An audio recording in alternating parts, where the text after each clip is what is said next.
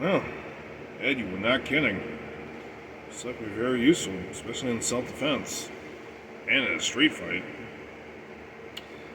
It would be interesting to see this more in the UFC than MMA nowadays. Oh well. Oh, hello folks. Welcome back to Ferox Frank Reviews, and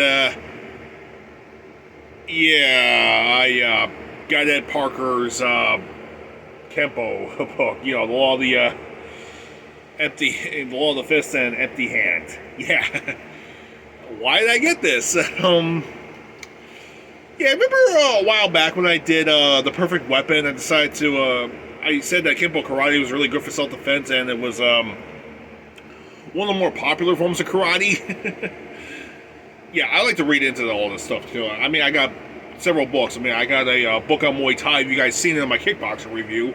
And, okay, yeah, I got rid of the goatee, and now I'm actually growing a full goatee for once, because the other one, yeah, it was driving me nuts. And I no longer have poison ivy, so, yeah, my forearms are now free. And so I've been doing kickboxing and karate. I've been really hard in kickboxing, and I've been taking some stuff from this here and there. You know, it's pretty good, you know, pretty interesting stuff, everything. So, what the hell am I doing here? Oh yeah, that's right. I remember the last film I did was Sausage Party. Oh, do not watch that film. God. So, what film am I going to do today? Well, I think it's time. It's time to talk about the legend himself. The man who is the most popular kung fu fighter ever.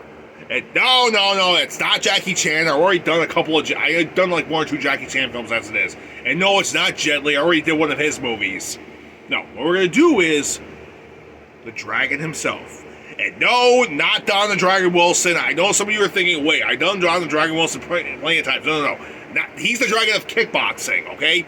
No, I'm probably going to do one of his movies later sometime in a month or two, okay? And no, not Leota the Dragon Machida. I know what some of you guys are thinking. No. The other dragon. Dragon of Kung Fu. I'm, of course, talking about Bruce Lee himself. That's right. It's time to talk about the dragon. Bruce Lee. What can you say about the guy? He's a legend in martial arts. A damn good fighter. Well beloved in the martial arts community, and well respected, even when he was alive. Many people who fought against him regret, say yes, they have regrets fighting him, but they all said he was the best in his craft. Indeed. Sadly, he died at a very young age. I'm actually older than he is for once. Yeah. He died when he was in his early 30s, and his son. Okay, you know what? I'm not gonna get into Brandon Lee's death by anything.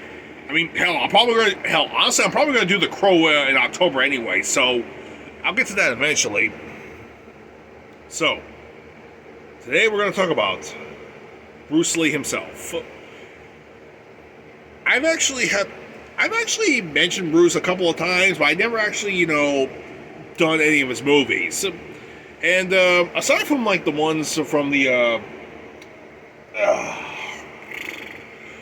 Bruce Lee Ultimate Collection, which only has 5 films. The films are, I quote, The Big Boss, also known as The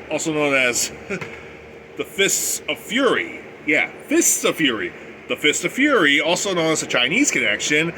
Way of the Dragon, also known as Return of the Dragon.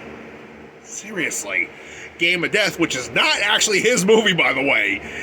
Yeah, there's like a whole thing about that movie, so I'm not going to get into that. And there's also Game of Death 2, which is a sequel to that movie.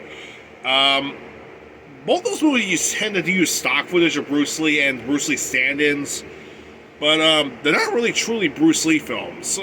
So I don't know why they were on this collection. No, the only films that are actually true Bruce Lee movies are actually the first 3 films and Enter the Dragon. Game of Death was a film he never had a chance to finish. And speaking of which, Bruce Lee was the original writer and originally was supposed to star in the show Kung Fu, which was originally called Warrior. Unfortunately, that never happened, and the part was given to David Carradine instead because the studio wanted a white actor, not a Chinese actor. Maybe because of the fact they thought people would probably think Bruce wasn't even that good of an actor. Yeah, well, he's actually pretty decent of an actor. He actually did get his start here in America by playing Kato in the Green Hornet show. And he was awesome. You know what's even more crazy? Try watching an episode, try going on YouTube and seeing Kato and the Green Hornet guest star on Adam West's Batman. And they even get to fight Batman and Robin. Not even joking. Look it up. It's really entertaining to watch that. Seriously, we're seeing legends like that. We're seeing Batman legends, and we're also seeing Bruce Lee himself fighting Batman. It's something you're never going to get a chance to see that ever again. Oh my god. It is just mind-blowing, to say the least. And I know what you're thinking. Why am I not reviewing the Green Hornet movie? I don't know. Maybe I'll get to that eventually, though. I mean, to be fair, that movie was it's not great, but it's semi-passable. They were trying to go for more of a comedy, give or take, but maybe not that great of a comedy. And the actor who plays Kato, surprisingly, is actually not that bad. And they do pay homage to Bruce Lee, though, but to be fair, it's I don't know, the show and the movie are two separate things.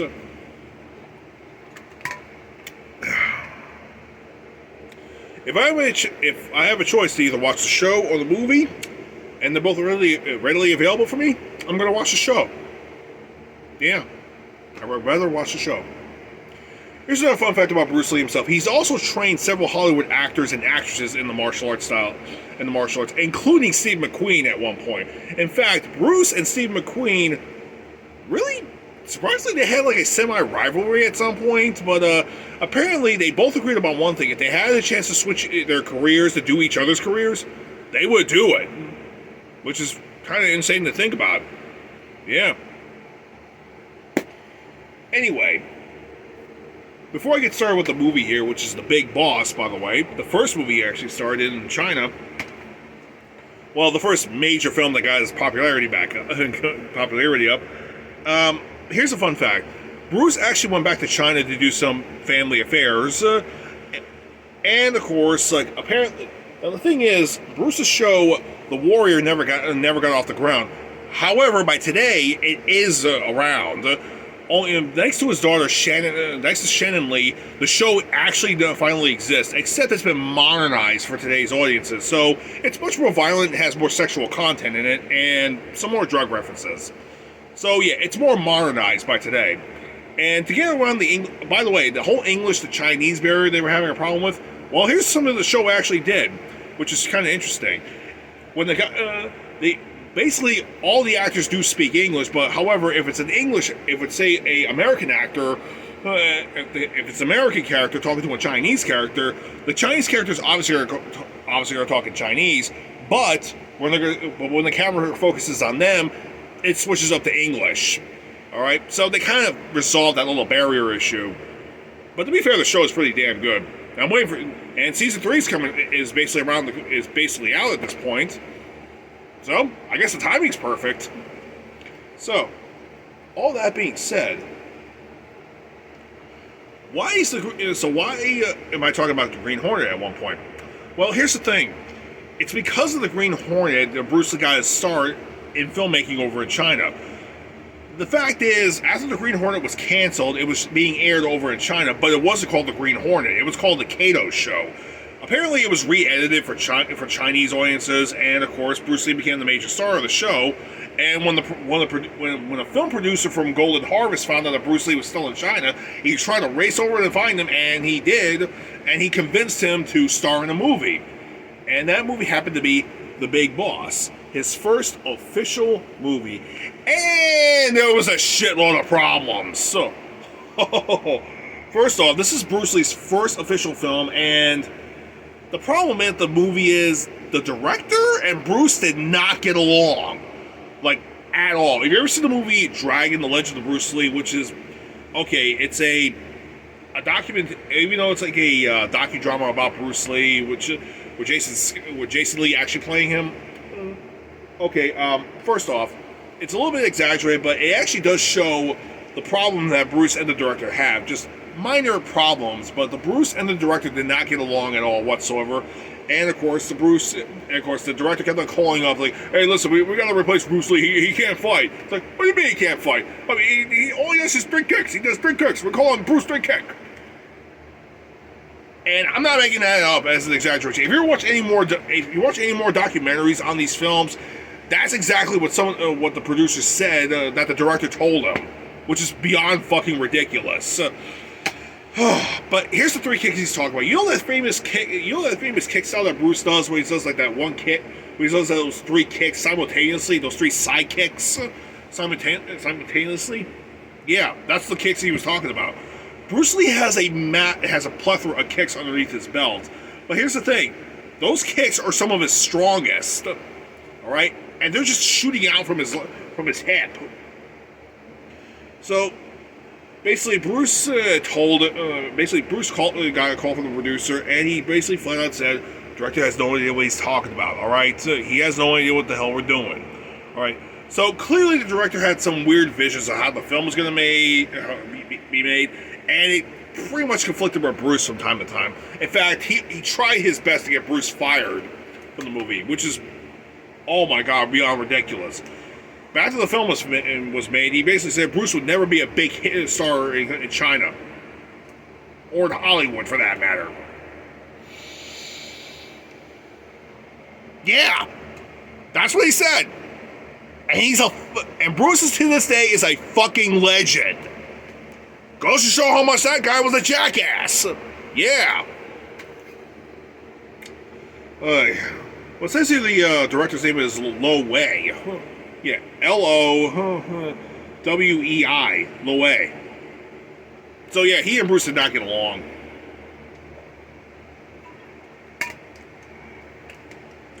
Well, that being said, let's talk about the film itself. What is The Big Boss about? It's about Bruce Lee's character named Chang. Yeah. Chang. That's what it says right here, Chang. Apparently, this is his first starring role in China. Right, now, to be fair, I've heard Bruce has actually starred in other films beforehand, not just maybe like bit parts in Hollywood, Longstreet, and a couple of films in China, but I'm not too sure what the hell they're called. Try to look him up on his filmography, alright? He's got a semi-long, extensive list, but nothing worth noting exactly. But definitely the Longstreet episodes you might want to take a look at, and the Green Hornet. But this is his first official film. So Cheng is basically got into so much trouble back in the mainland. So his uncle basically got him a job with his cousins in an ice factory. But the thing is, Cheng has made a promise to his mother that he would never get into trouble or get into a fight, and she gave him a jade necklace. And here's the thing. And this goes on for literally 30 minutes, like nearly a half hour of the entire movie. We don't see Bruce fight for almost the entire half hour. So every time when the fight's about to break out, you see Bruce unbutton his jacket like so.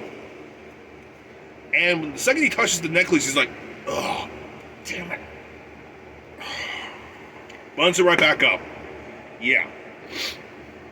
It's kind of stupid, but the stupidest thing is for me in this scene is probably every time it happens, we hear this mystical music that sounds like music you would hear in a children's film, which is a little weird. Like something you put a baby to sleep in. It's very, very out of place. In fact, the person who does most fighting in the movie, in the first part of the movie, is Wei Shen, his cousin, who's a champion kung fu artist. So the first fight in the movie is mostly done by Shu Han. I'm sorry, I keep butchering the names. Shu Han is actually his cousin, and he's the one does all the fighting.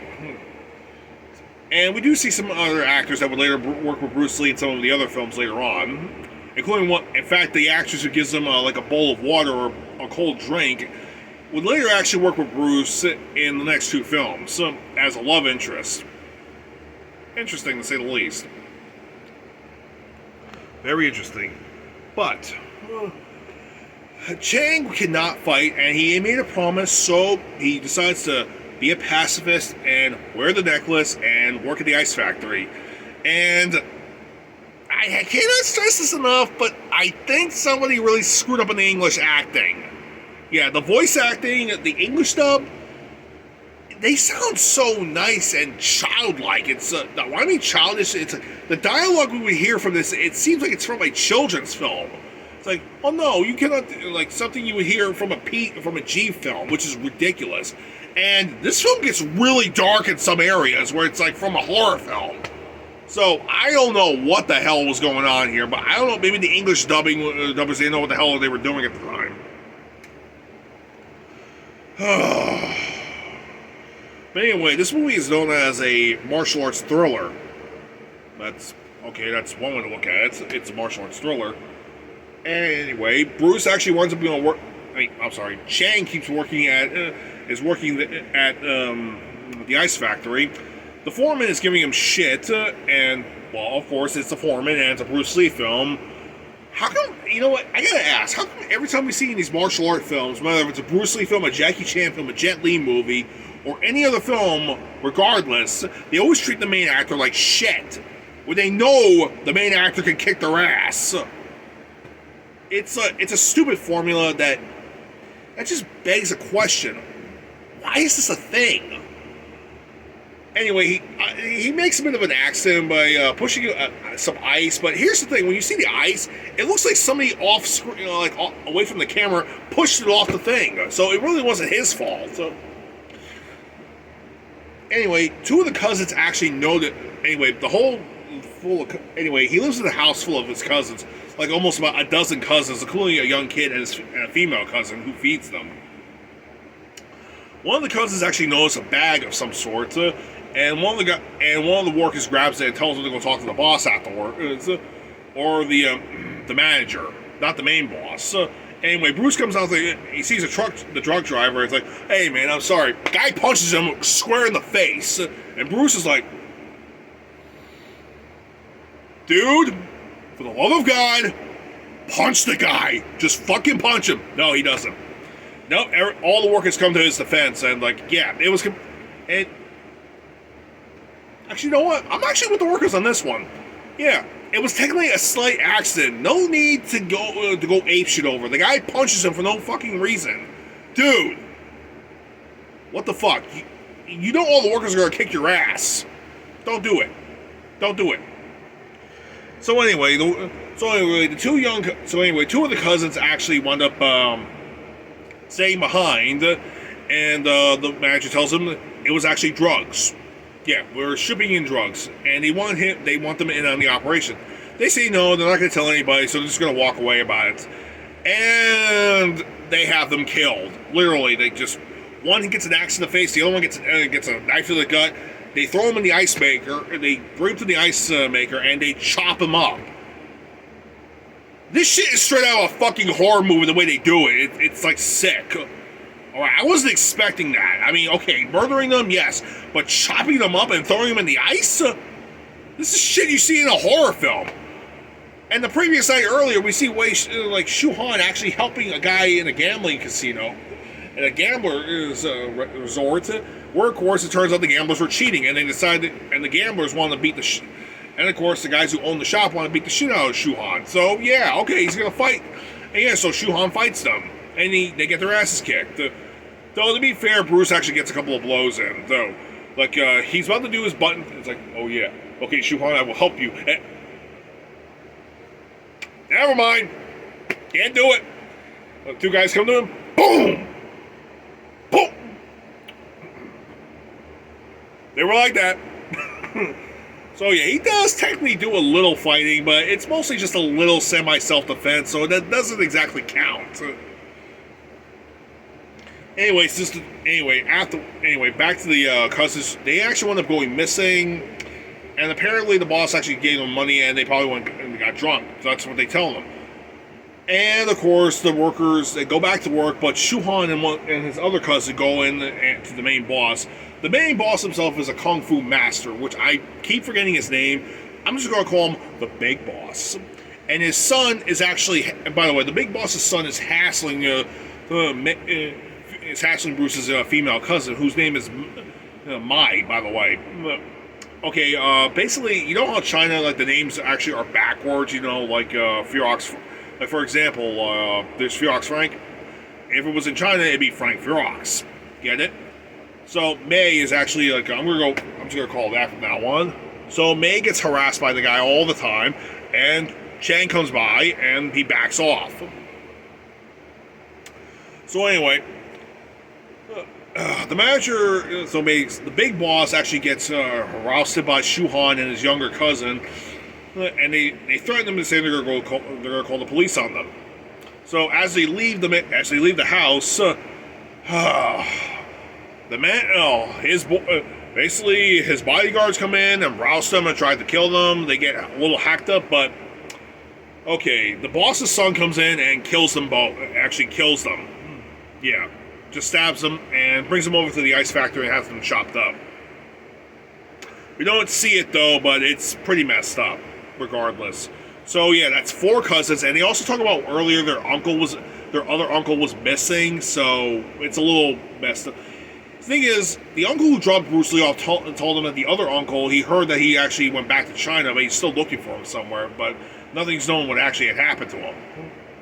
Okay, so that's a total of 5 people missing from that family. It's a little suspicious there. So anyway, the cousins and the workers, they get fed up and they start to strike, and well, they get in a fight with the boss's men. So yeah, a fight ensues. Bruce is doing like, damn it, can't do shit right now. But anyway, more reinforcements come in for the boss's men.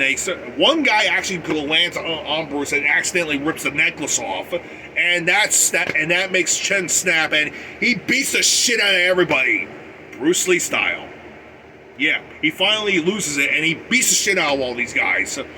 Hell, there's actually a 2-kick combination that Bruce actually does so fast. I literally had to slow the DVD down because he did the combination so fast. It's like one guy has a knife coming up to him, he kicks the knife, he does a snap kick and a round kick. Same leg, lead leg, kicks the knife on the hand and kicks the guy right in the face. The fuck?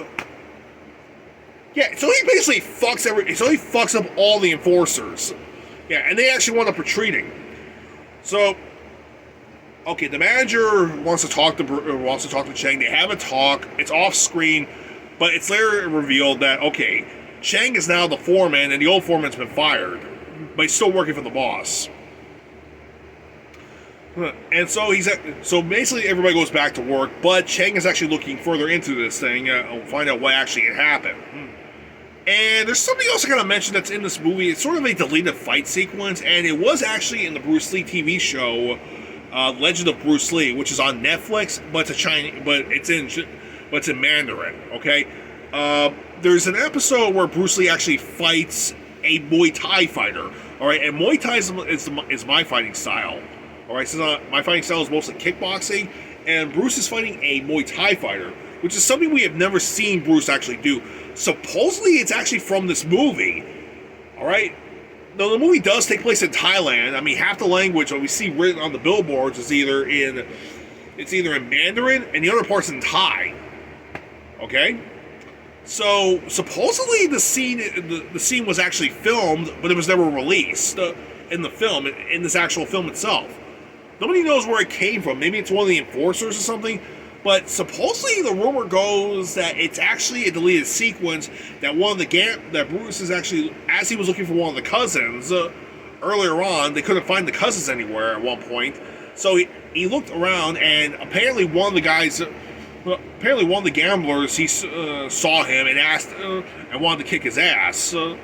So afterwards, he agreed to actually fight this Muay Thai fighter and to clear all the debts. So he fights the Muay Thai fighter, and of course he wins. So all right, that's interesting. But the scene, supposedly the scene was actually filmed, but it was never put in this movie at all. So I think that sequence in the episode was made because of that rumor. don't even know if it's true or not. I mean, Shannon might know. Why don't you ask her? Because hell if I know.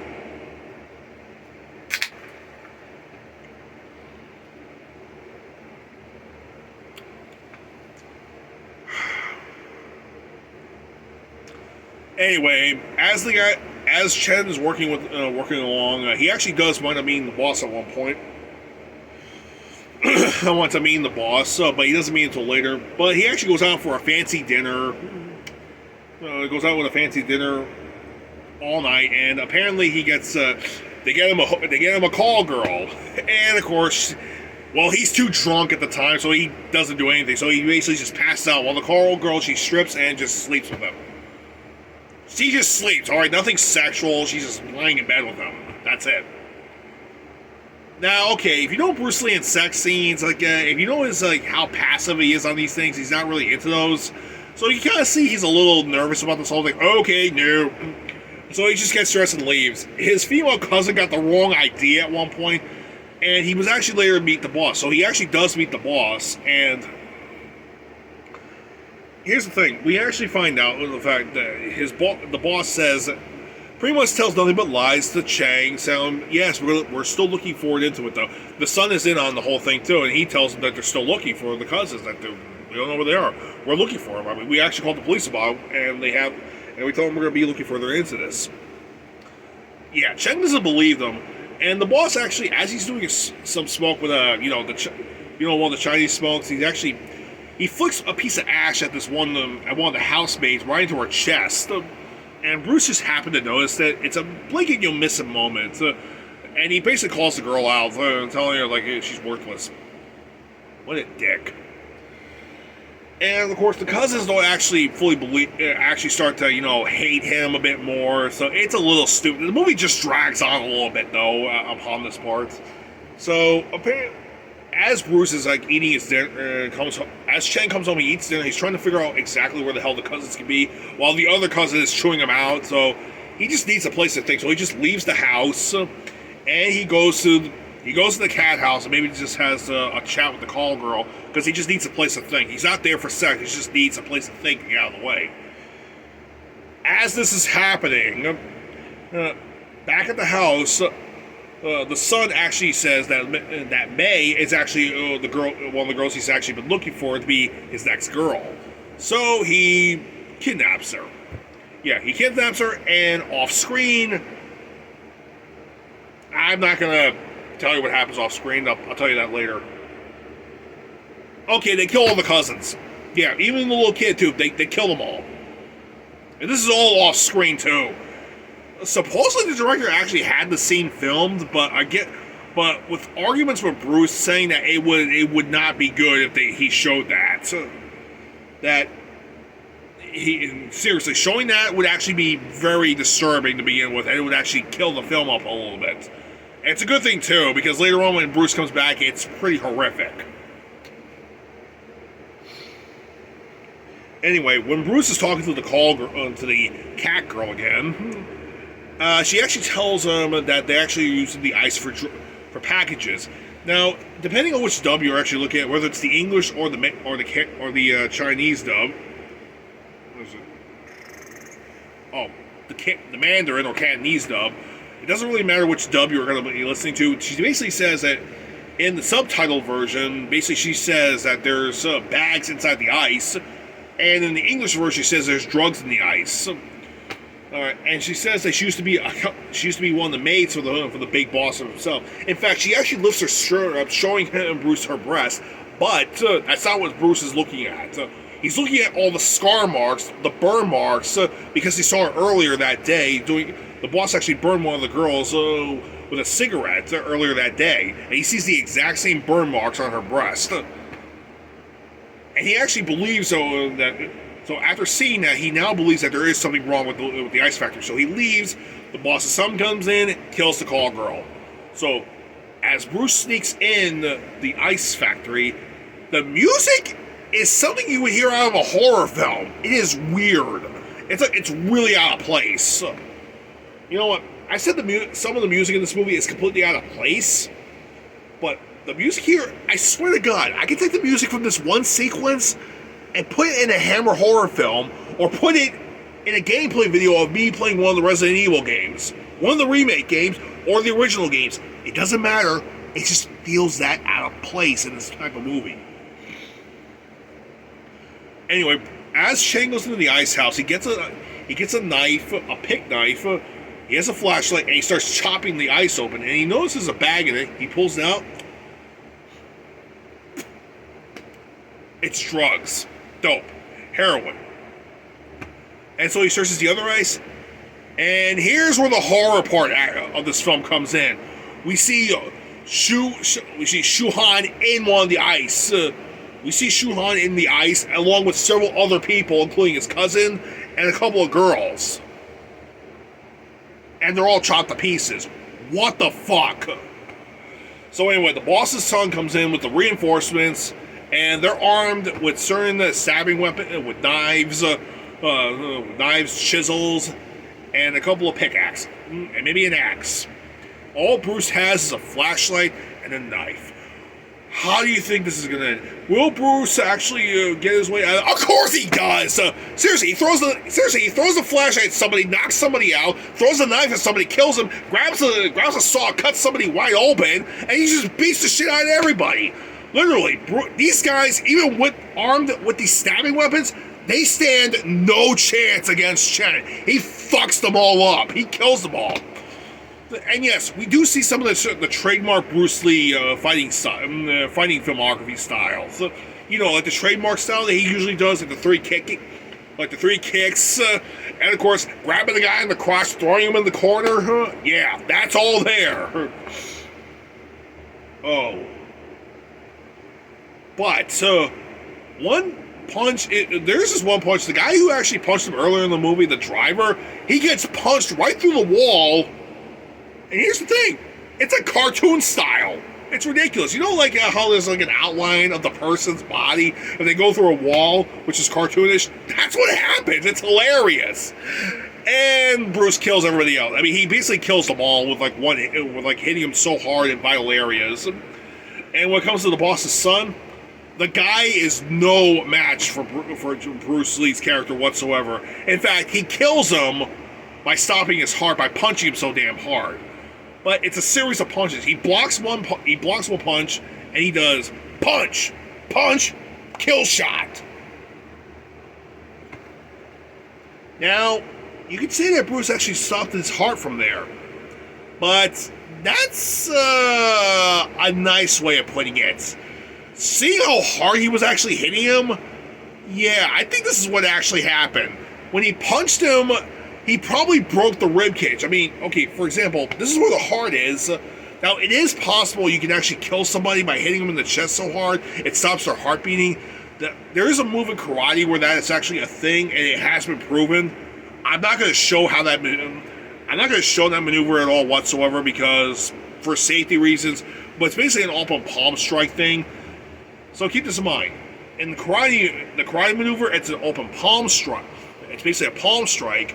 But what Bruce did was a fist, which is even more stronger. All right, so there was a lot more strength in that thing. So what happened to the son is actually he hit him so damn hard. Not only did the heart stop, but he broke the rib cage to the point where pieces of the rib went into the heart and also into the lung. Hence why the son was bleeding out of his mouth.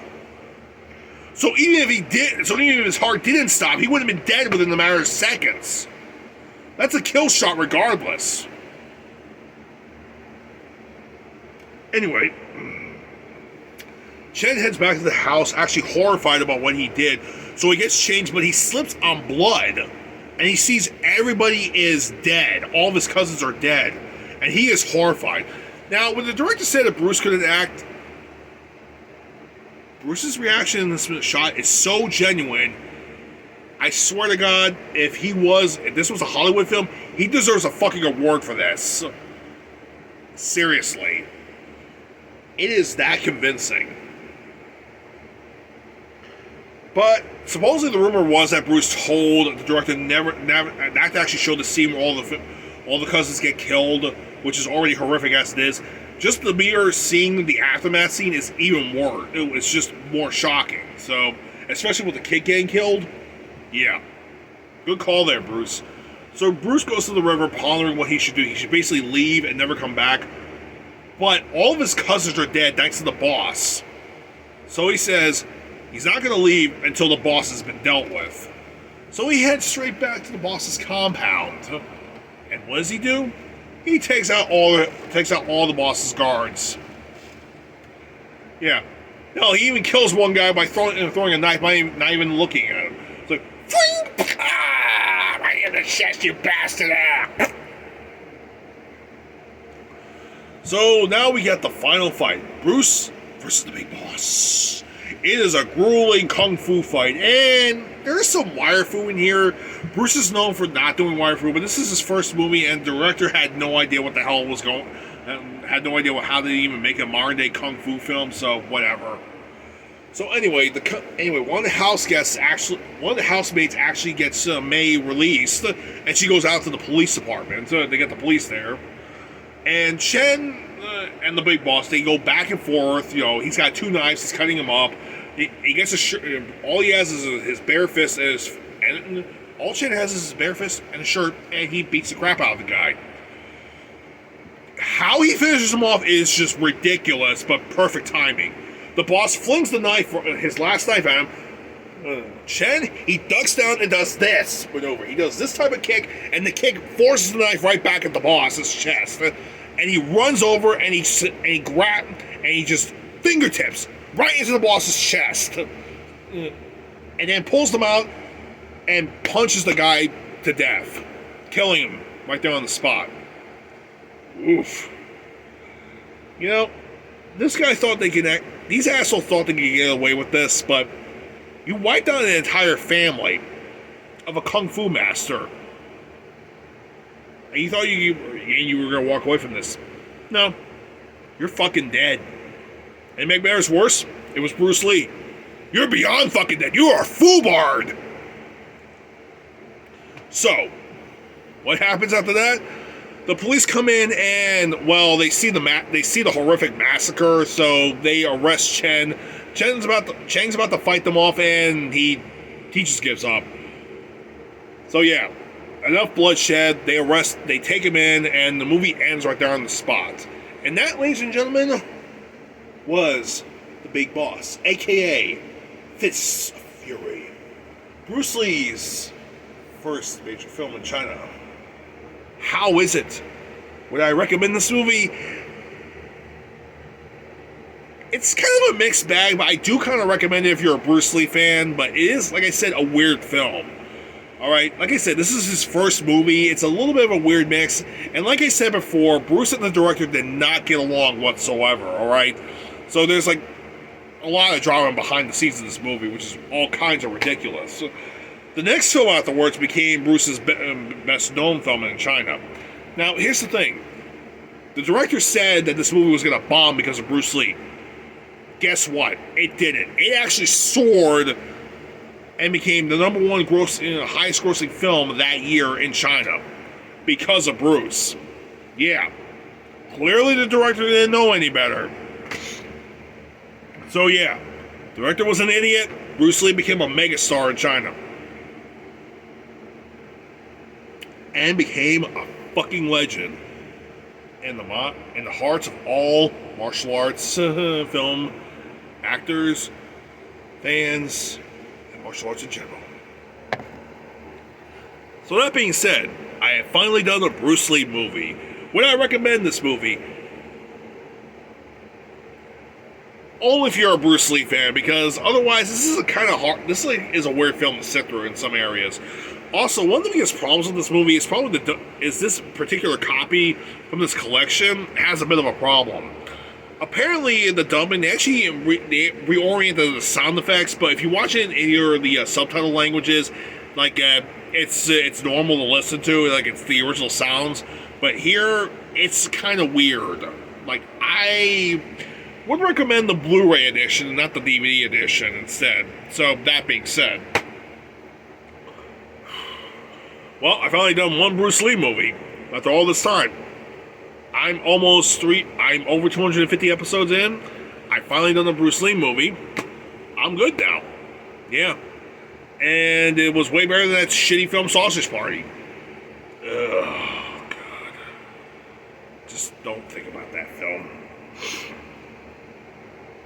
Oh, yeah, this is something else I gotta mention. This is sort of weird, but don't you think it's a little weird knowing that the two Bruce Lee films that usually are remade the most is either is actually The Fist of Fury and Enter the Dragon. Enter the Dragon is being remade countless times as other films. Hell, Kickboxer 4 took the formula and made it into a fourth Kickboxer film. Yeah, the film was terrible, but watchable at best. And Fist of Fury has been remade multiple times. All right, and I'm pretty sure Way of the Dragon has actually been remade unofficially in other films, give or take. That being said, how come this one was never remade? This is like the only Bruce Lee film that never got a remake. Huh. Makes you wonder, doesn't it? But like I said, if you're a Bruce Lee fan, give The Big Boss a watch. That being said, I'm good for now. I'll see you in a couple of weeks because I got like 4th of July shit coming around. And I gotta start working on that damn video with Evil Joe and Rex Talon. Oh boy. Rex Talon, I don't know how the hell we're gonna do this one, but good God. Joe and I, we gotta do that fucking Resident Evil 2 collaboration video. Oh boy. Anyway. Thank you for listening to thank you for watching my video, listen to my gripes, and have a good day, a good night, and just take care. Furiox Frank, out. Okay, where the hell's the damn... there it is.